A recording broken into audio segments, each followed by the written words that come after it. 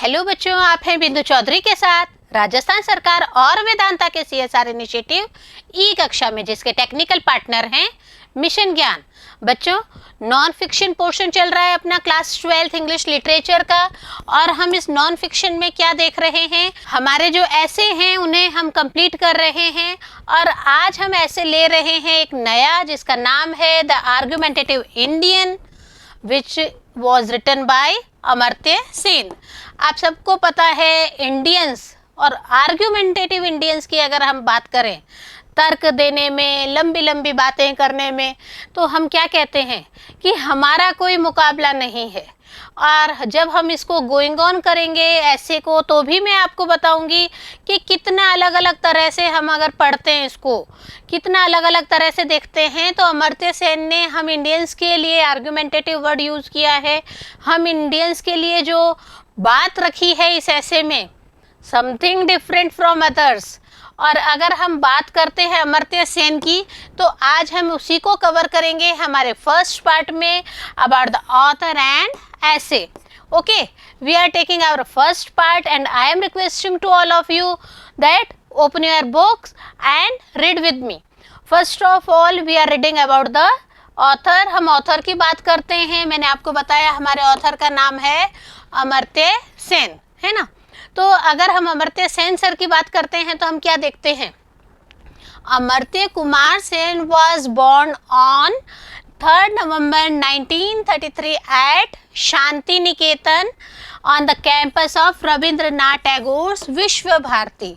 हम सबको पता है कलकत्ता में रविंद्रनाथ टैगोर का विश्व भारती है आश्रम, और वहाँ पे कब 1933 नवंबर 3 को अमर्त्य सेन का बर्थ हुआ था। अगर हम इनके फादर की बात करते हैं तो हम क्या देखते हैं, his father Ashutosh Sen taught chemistry at Dhaka university. उनके जो फादर थे वो ढाका यूनिवर्सिटी में पढ़ाते थे, जबकि आफ्टर मैरिज जो उनके फादर इन लॉ थे, अगर हम उनकी भी बात करते हैं तो हम क्या देखते हैं कि वो संस्कृत के प्रकांड पंडित थे।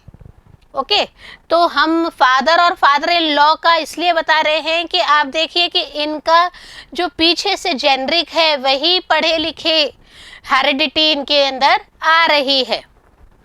He studied at Presidency College in Calcutta and then at Trinity College in Cambridge। इन्होंने क्या क्या किया, सबसे पहले हम बात करते हैं इनकी प्रेसिडेंसी कॉलेज में इनकी स्टडी की, और उसके बाद में इन्होंने ट्रिनिटी कॉलेज जो कि कैम्ब्रिज में है वहाँ पे अपनी आगे की स्टडी गोइंग ऑन की थी। अगर हम बात करते हैं इनके बारे में तो हम क्या देखते हैं कि इन्होंने भी कई यूनिवर्सिटीज़ में पढ़ाया हुआ है। He have taught at universities in both these cities. Calcutta में पढ़ाया ही है, कैम्ब्रिज में पढ़ाया ही है, दोनों जगह ये पढ़े भी हैं और इन्होंने अपनी टीचिंग्स भी वहाँ पे दी है। And also at Delhi university. और कौन कौन सी यूनिवर्सिटीज़ में पढ़ाया है देखें हम, Delhi university, the London school of economics, Oxford university and Harvard university. It means हम कह सकते हैं कि अमर्त्य सेन सर ने ना सिर्फ एक जगह अपनी टीचिंग्स दी है, बल्कि कई अलग अलग जगह पे अपनी टीचिंग्स दी है। और इनका जो मेन, अगर हम बात करते हैं इकोनॉमिक्स के ऊपर, तो इनका जो मेन है वो इन्होंने इकोनॉमिक्स पे ही वर्क किया है। Later on I will tell that thing also. And on a visiting basis at MIT, Stanford, Berkeley and Cornell। देखिए बच्चों, जब हम कहते हैं विजिटिंग बेसिस, इट मीन्स जो कॉलेजेस हैं वो फॉर द मेन टाइम कुछ समय के लिए विजिटिंग प्रोफेसर्स बुलाती है। तो इन्होंने एज अ विजिटिंग प्रोफेसर भी काम किया है, MIT स्टैनफोर्ड में काम किया है, बार्कले में किया है और कॉर्नेल में इनका वर्क है। तो हम क्या देखते हैं, इन्होंने कई यूनिवर्सिटीज़ में अपना वर्क किया है, अपना जो आउटपुट है वो देने की कोशिश की है। He works in welfare economics. मैंने आपको बताया था बच्चों, इकोनॉमिक्स में इनका वर्क बहुत हुआ है। तो यहाँ पे हम देखते हैं he works in welfare economics, social choice theory, development economics, social choice theory पे भी इन्होंने काम किया था। और किस पे काम किया था? इनका काम चला था डेवलपमेंट इकोनॉमिक्स के ऊपर। तो हम क्या देखते हैं, इकोनॉमिक्स का ही अलग अलग जो है, वेलफेयर इकोनॉमिक्स के अगर स्टडी करी है तो इन्होंने उसके ऊपर बहुत अच्छे से किया। जब इन्होंने ये कहा कि सोशल चॉइस थ्योरी, अगर इकोनॉमिक्स के स्टूडेंट हैं तो वो इजीली जानते हैं डिमांड एंड सप्लाई का जो नियम है उसके बारे में वो इजीली जानते हैं, क्या होगा कैसे होगा, they all know very well. तो यहाँ पे अमर्त्य सेन सर ने इनके ऊपर बहुत ही काम किया है। और हम अगर कहें कि इकोनॉमिक्स के ऊपर काम करने की वजह से इनको ऑल ओवर हम कहते हैं वर्ल्ड में सबसे बड़ा पुरस्कार, जिसको हम नोबेल पुरस्कार कहते हैं, उससे इनको नवाजा गया। कब नवाजा गया? देखिए, he was awarded by the Nobel Prize in the year 1998। कब किया गया इनको? 1998। एंड ऑन विच टॉपिक, कौन से टॉपिक पे किया गया बच्चों? In economic sciences for his contributions to welfare economics and social choice theory. Welfare economics और सोशल चॉइस थ्योरी के ऊपर इन्होंने अपना वर्क किया था और उस वर्क को इतना अच्छे से इन्होंने किया कि इनको 1998 में नोबेल प्राइज़ मिला था।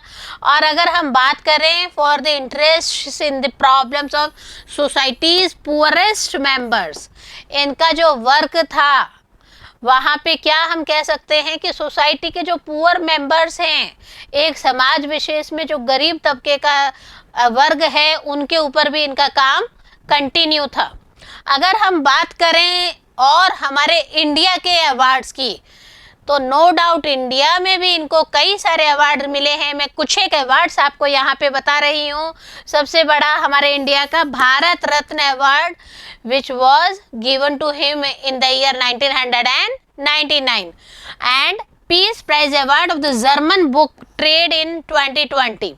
जर्मन बुक ट्रेड के ऊपर 2020 में भी इनको एक अवार्ड दिया गया। हम बात करें अगर orders of the Aztec eagle, तो orders of the Aztec eagle के ऊपर भी इनके जो अवार्ड श्रृंखला है वो भी इन्होंने अपने खाते में करी। इट मीन्स अवार्ड इन्हीं को मिला। हम बात करते हैं नेशनल ह्यूमैनिटीज मेडल अवार्ड, ये अवार्ड भी इनको मिला। इसके अलावा भी कई सारे अवार्ड्स मिले हैं इनके खाते में, कई सारे अवार्ड्स हैं। तो हम क्या देखते हैं, as an author Amartya Sen जो हैं वो वर्सटाइल इमेज लिए हुए हैं। वो ऐसी पर्सनैलिटी हैं जो all over the world teachings दे रही हैं अलग अलग यूनिवर्सिटीज़ में, जो विजिटिंग प्रोफेसर्स के रूप में काम कर रही हैं। प्लस अपना जो इनका इंटरेस्ट है social choice theory, welfare economics, उसके ऊपर भी इनका निरंतर काम चालू था। अगर हम देखें इनके बारे में तो हम क्या देखते हैं कि इनकी जो डेथ है वो इनके काम को रोक देती है, बट इनके जो फॉलोवर्स हैं वो काम कंटिन्यू करे हुए हैं। तो इनकी अगर हम डेथ की बात करते हैं बच्चों, तो हम क्या देखते हैं, his sudden death in the year 1998 has robbed the world of one of the leading practical reasoners in the world of contemporary economics.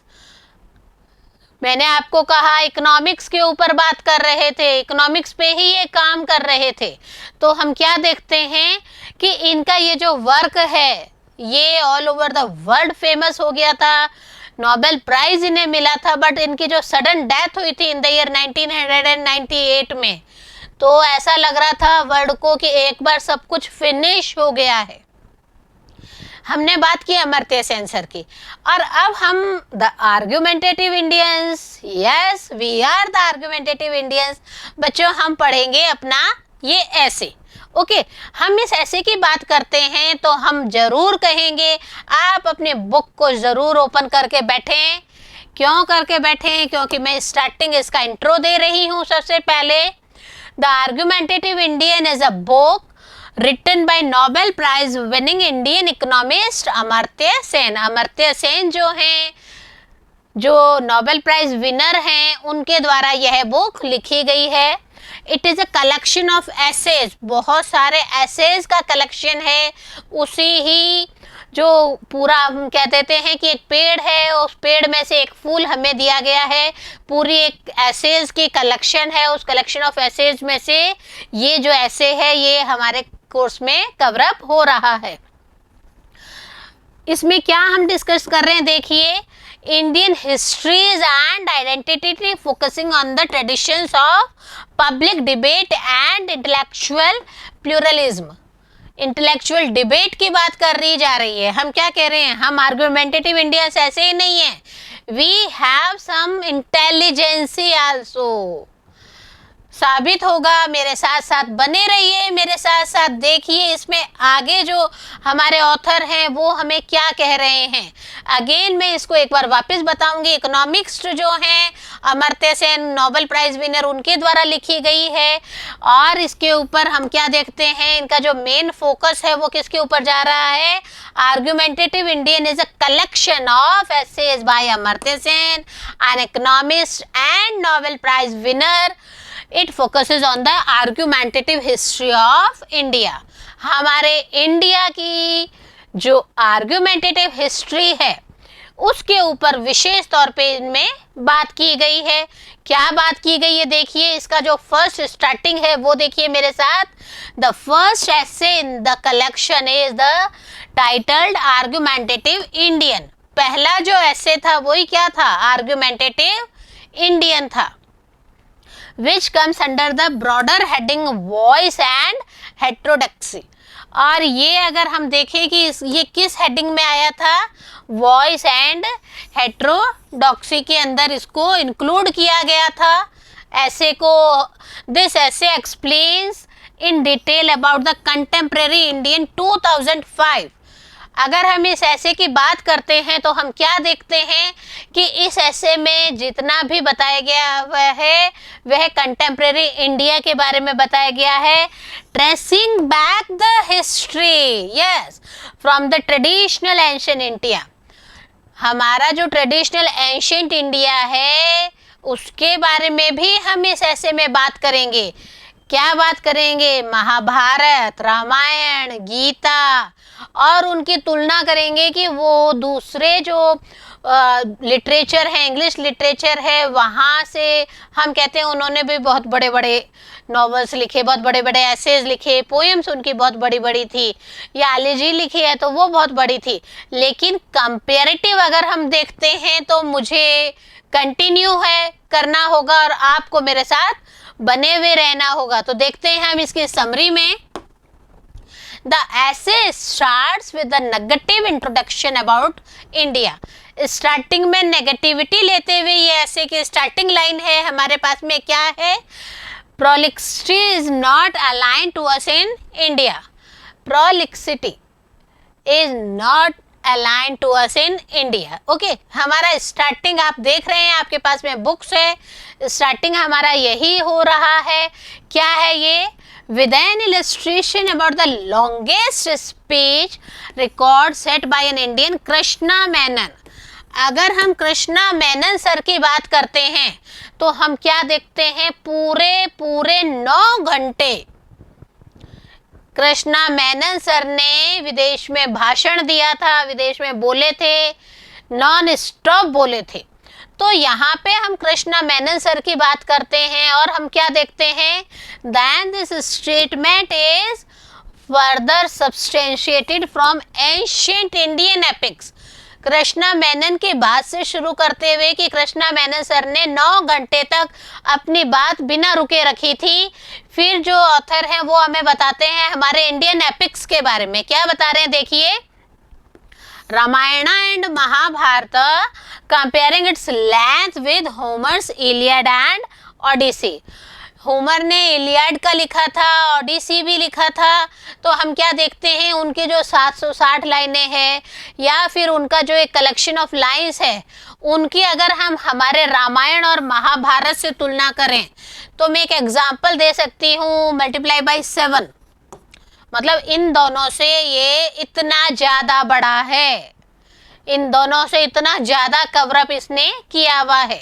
और अगर हम डायलॉग्स और सिग्निफिकेंस की बात करें, हम जो इंडियंस हैं इनके डायलॉग्स की बात करते हैं, इनके हम सिग्निफिकेंस ऑफ टॉकिंग की बात करते हैं, तो हम क्या देखते हैं? From the epics the argumentative tradition is traced out from the argumentative of Krishna and Arjun.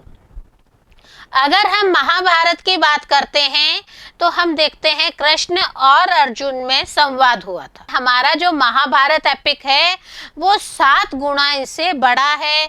इसमें कृष्णा अर्जुन का जो टॉक है, जब उनको कहा जाता है अर्जुन को कि आप अपने सगे संबंधियों से ही युद्ध करें, और उसके पीछे तर्क भी देते हैं कृष्ण भगवान की हम यहाँ पे बात करते हैं, that is quoted in Bhagavat Gita.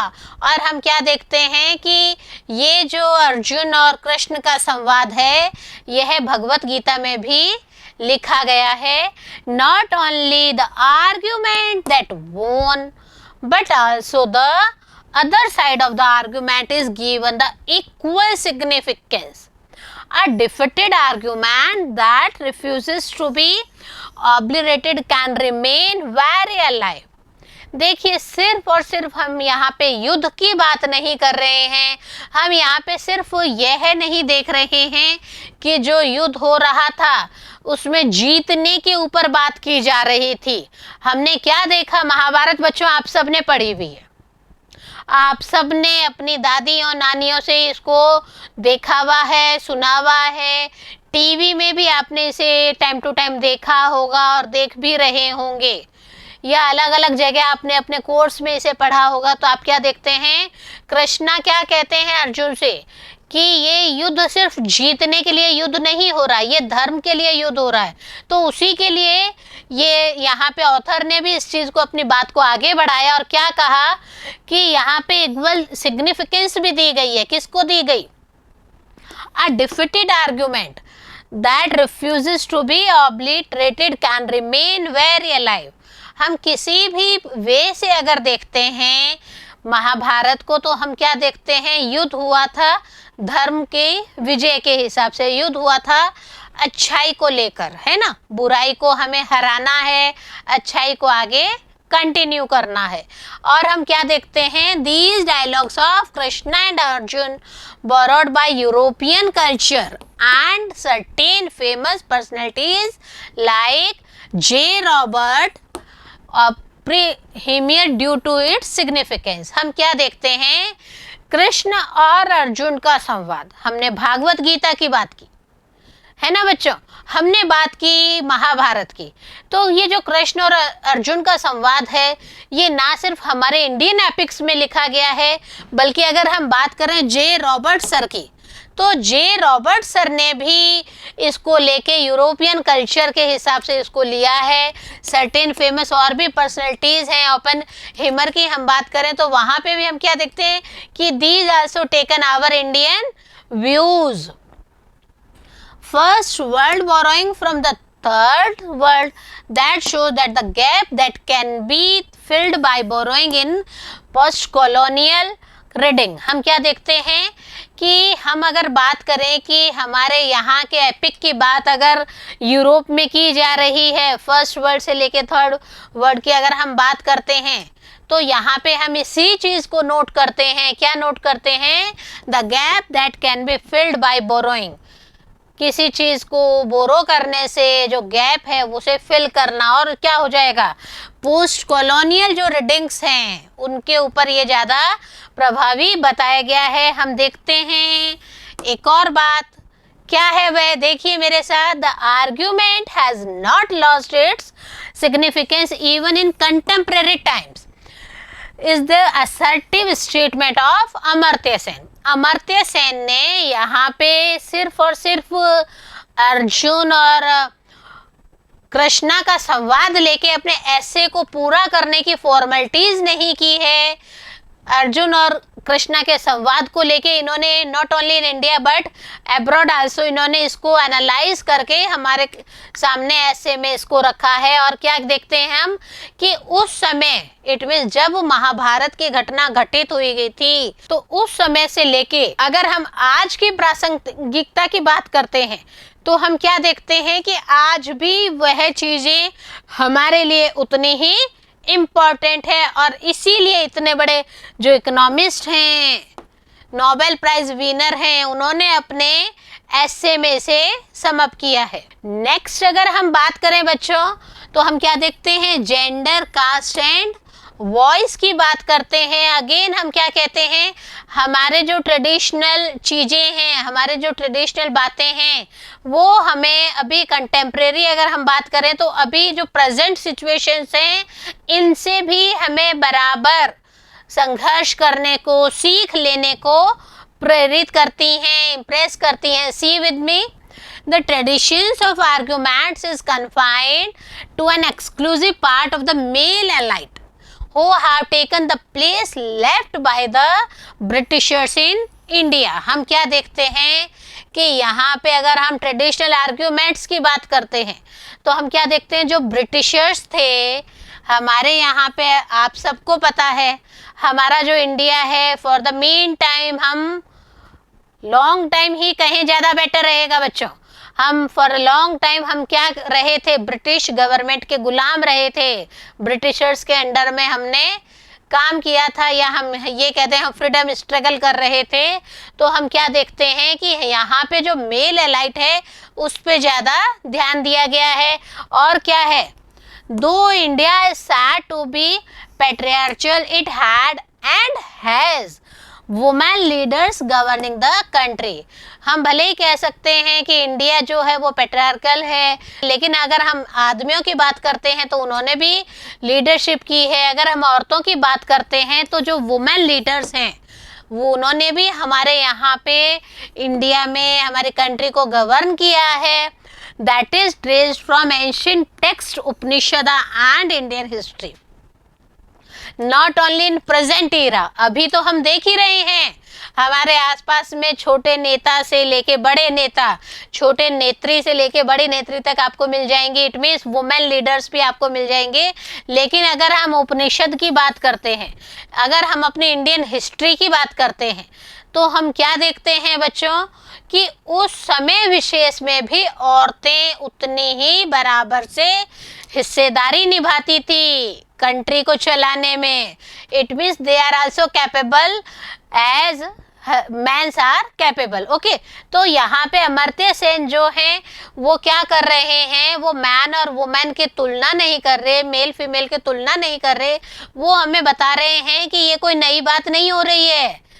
हमारे तो उपनिषदों के समय से इंडियन हिस्ट्री जो ओल्ड एंशिएंट हिस्ट्री है उसी टाइम से हम क्या देखते हैं, जो वुमेन्स हैं वो राज कर रही हैं। और हम क्या देखते हैं, yet such women leaders are not elected in the US first world.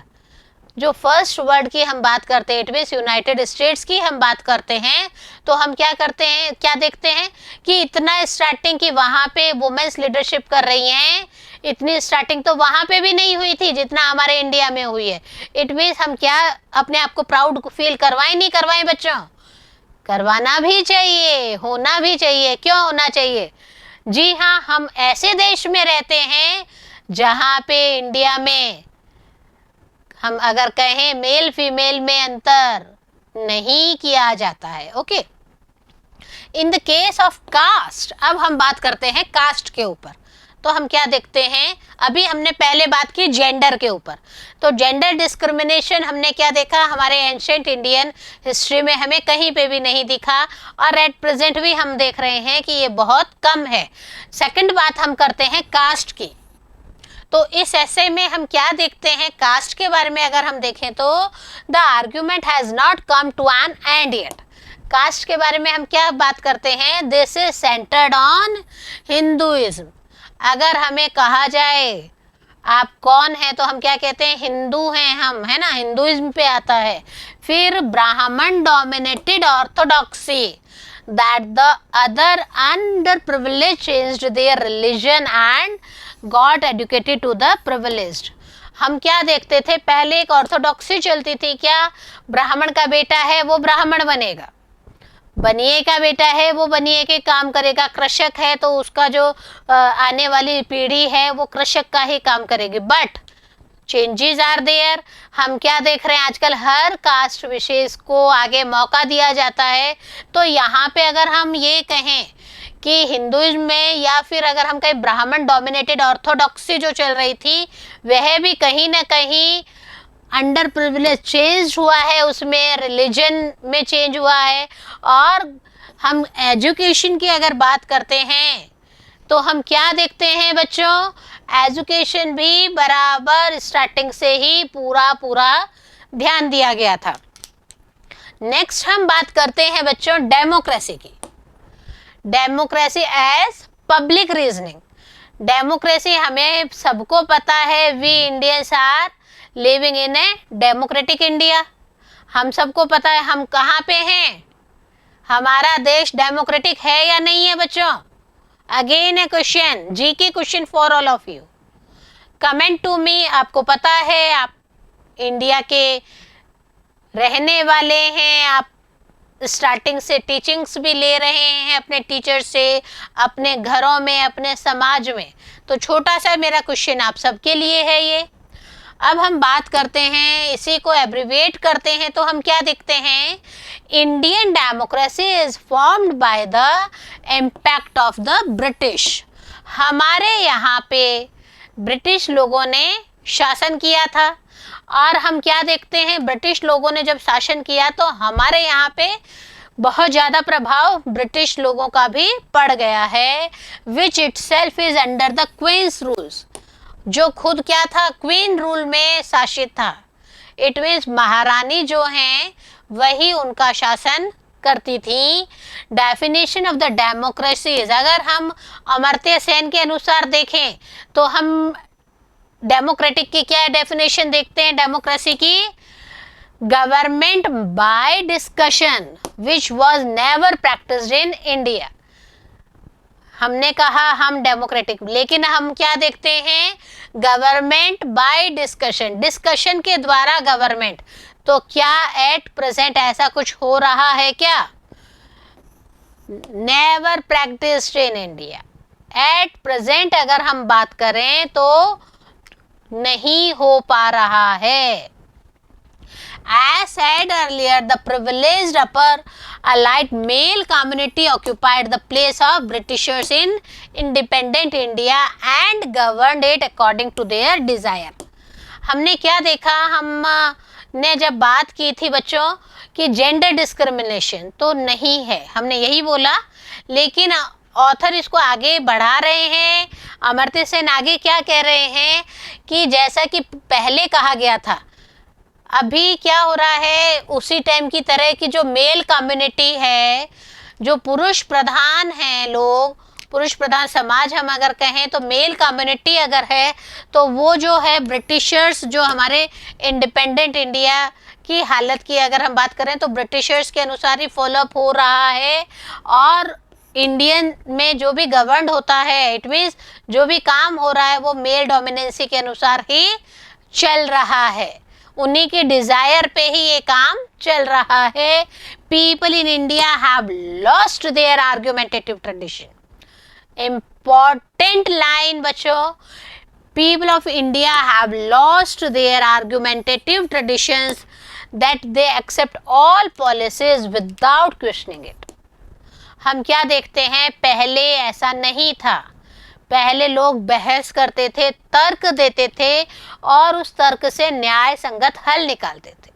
लेकिन बच्चों अब क्या हो रहा है, देखिए हम जो पीपल हैं इंडिया के, हमने सबसे बड़ा है आर्ग्यूमेंटेटिव ट्रेडिशन, इट मीन्स तर्क देना ही बंद कर दिया है, और जो पॉलिसीज हमारे आगे लाई जाती हैं उनको हम बिना क्वेश्चन के एक्सेप्ट कर लेते हैं.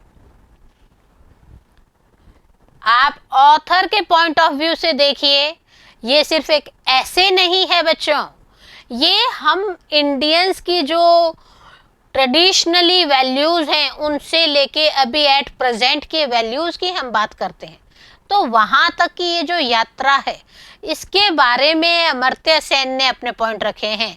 और आपको क्या लगता है, ये सही है? आप एग्री हैं सर से? तो इसी में हम क्या देखते हैं, एग्री हैं नहीं हैं, that is another point. But ऐसे हमें सोचने को विवश जरूर कर रहा है, जरूर ध्यान दीजिएगा इस चीज को। इसी को मैं आगे बढ़ाती हूँ। अपन क्या देखते हैं, अंडरस्टैंडिंग सेक्युलरिज्म। हम बात करें अगर बच्चों सेक्युलरिज्म की, तो उसे समझना बहुत जरूरी है। तो क्या है ये, सबसे पहले मैं आपको ये बताती हूँ। India is a secular country that gives place for Hindus, Buddhists, Jain, Jews, Christians, Muslims, Parsis, Sikhs, Bahais and others.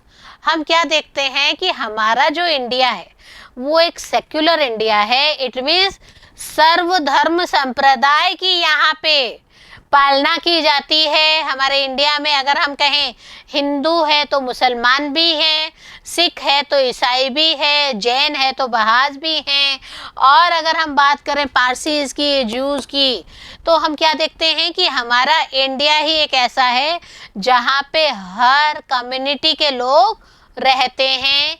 The origins of all these religions are also discussed in detail from history। और ये जो अलग अलग अगर हम कहें रिलीजन्स हैं, तो इन रिलीजन्स की अगर हम कहें कि इनका ओरिजिन कहाँ से हुआ है, इनकी उत्पत्ति कहाँ से हुई है, तो हम क्या देखते हैं कि इनकी जो उत्पत्ति है वह भी हमारी हिस्ट्री में सहेजी हुई है। इट मीन्स हम अगर कहें कि अमर्त्य सेन ये चाहते हैं कि हम अपनी हिस्ट्री को रीड आउट करते रहें, तो कहीं कोई अतिशयोक्ति नहीं होगी। नेक्स्ट कंटिन्यू रखते हैं। Secularism in India is no man should be interfered without on account of religion. किसी भी इंसान को रिलीजन बोल के परेशान नहीं किया जाएगा। And anyone is to be allowed to go over to a religion that pleases him। और सबसे बड़ी बात है कि अगर कोई from first religion to second religion अगर वो कोई जाना चाहता है, धर्म परिवर्तन करवाना चाहता है, तो भी उसे अलाउड होगा। Is different from that of the west. जबकि अगर हम ये बात करें कि क्या वेस्ट में ऐसा मुमकिन है, तो हम क्या कहेंगे, नहीं, वेस्ट इंडिया जो फॉरेन है वहाँ पे ऐसा मुमकिन नहीं है। यह सिर्फ हमारे इंडिया में ही हो सकता है। But Indian secularism has also changed with the rise of Hindutva and it's policies. हम कह रहे हैं हो सकता है, लेकिन ऑथर क्या आर्ग्यूमेंट दे रहे हैं, देखिए यहाँ पे कोई भी चीज़ है वो आर्ग्यूमेंट के हिसाब से आपको समझाई जा रही है।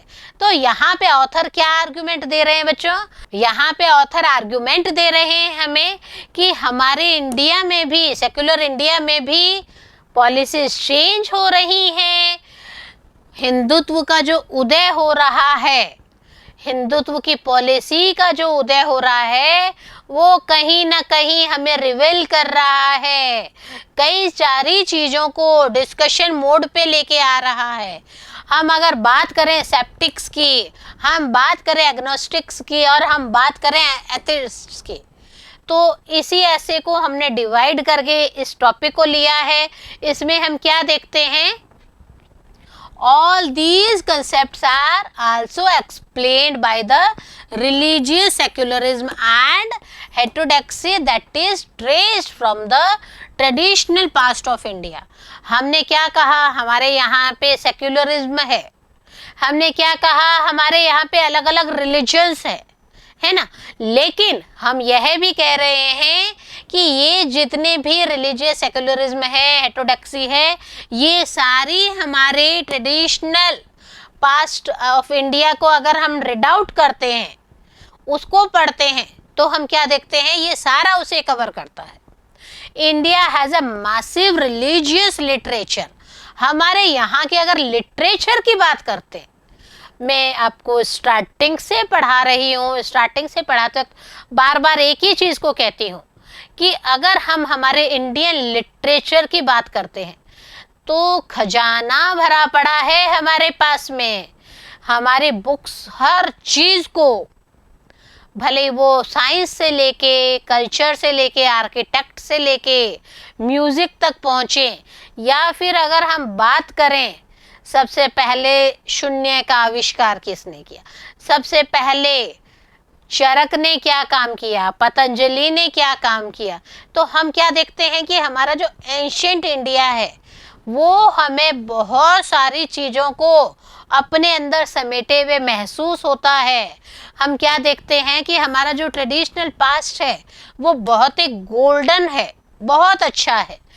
और मासिव लिटरेचर, रिलीजियस लिटरेचर की हम बात करें तो भरी पड़ी है हमारे पास में इतनी अच्छी अच्छी books to arrive at a solution to the religious problem which gave rise to these philosophical concepts।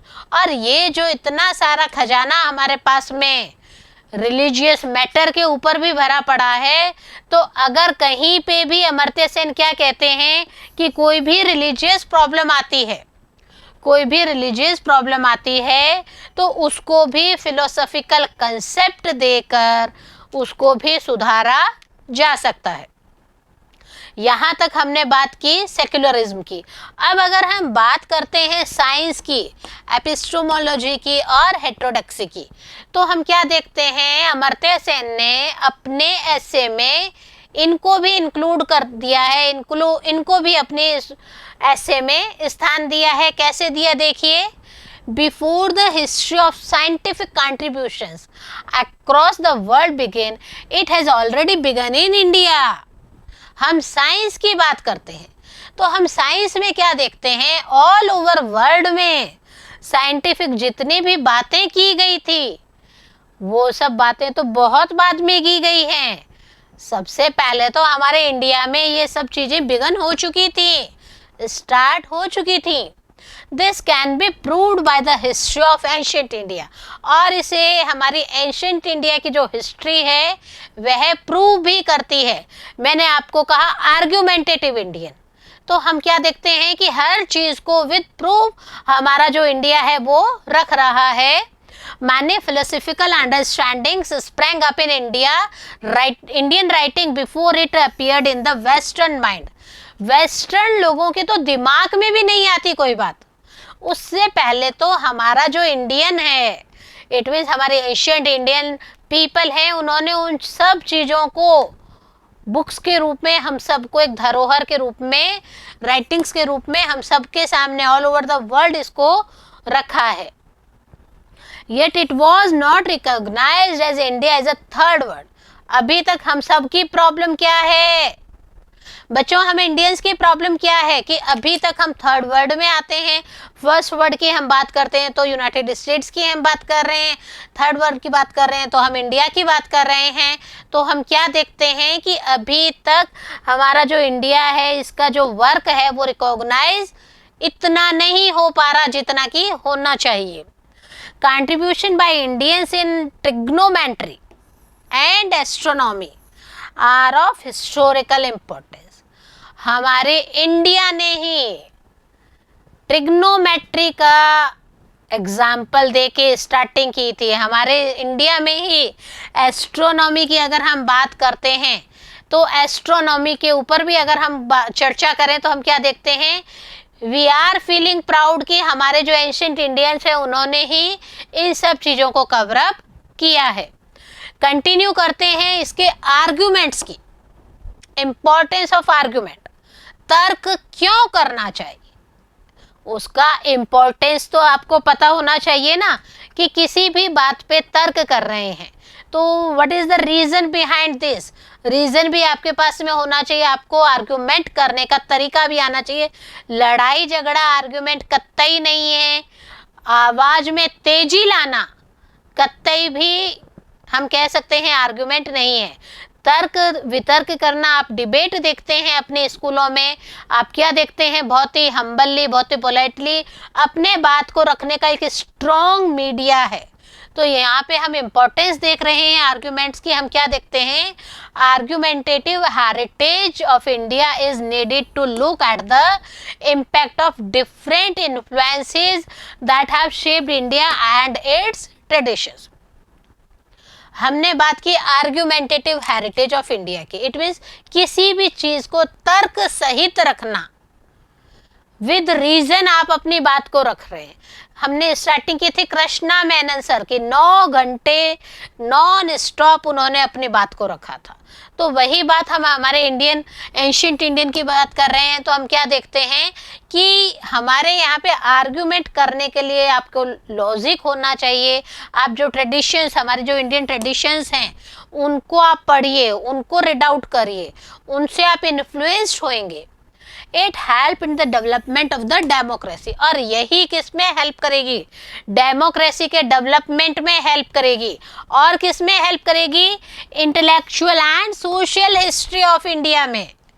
हमारी डेमोक्रेसी, हमारी इंटेलेक्चुअलिटी, हमारी सोशल लाइफ है, उन सब के बारे में भी अगर हम देखें कि हमारा जो पास्ट है उसको अगर हम सीख के तौर पे पढ़ते रहें तो हमारा प्रेजेंट अपने आप संवर जाएगा। The essay ends with the positive note praising the importance of arguments not only in India but Indians also develop the developing tradition। कितनी अच्छी बात कही है कि ये जो ऐसे है, इम्पोर्टेंस ऑफ आर्ग्यूमेंट से ही फिनिश नहीं हो रहा है। यहाँ पे अगर हम देखें कि और भी कई सारी चीज़ों को प्रेजेंट इंडिया जो है वो अपनी चीज़ों को लॉजिक के रूप में रख के भी उसको प्रूव करते हैं।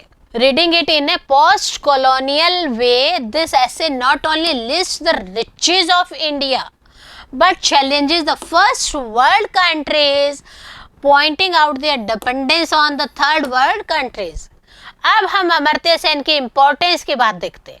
हम उनके ऐसे को सिर्फ ऐसे के रूप में नहीं ले, हम क्या देखते हैं, अमर्त्य सेन ने ये ऐसे लिखा है, इसके पीछे रीजन देखिए सर का।